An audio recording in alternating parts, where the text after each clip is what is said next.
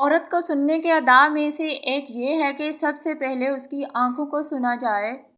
آج کے دور میں ایک المیہ یہ ہے کہ ہر انسان ریپلیس ہو جاتا ہے، کبھی دلچسپی ختم ہونے پر تو کبھی اور دلچسپ لوگ مل جانے پر۔ اور پھر المیہ تو یہ ہے کہ ہمارا معاشرہ خودکشی کو تو قبول کر لیتا ہے لیکن پسند کی شادی کو نہیں۔ اچھے تو سبھی ہوتے ہیں لیکن خدا برا وقت نہ لائے، یہ محبت ہی تو ہے کہ آپ کسی کی مسلسل نظر اندازی اور ناقدری کے باوجود بھی اس کو ٹوٹ کر چاہتے رہیں۔ وہ ہنستی ہے حالانہ کہ ان کے دل میں ارمانوں کا جنازہ پڑا ہوتا ہے۔ یہی مضبوط ترین اور حسین ترین عورتیں ہوتی ہیں۔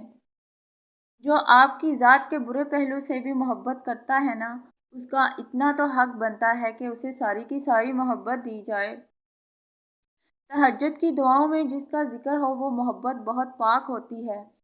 ہمیں تو ایک اذیت ملی ہے مگر بتانے والے اسے زندگی بتاتے ہیں۔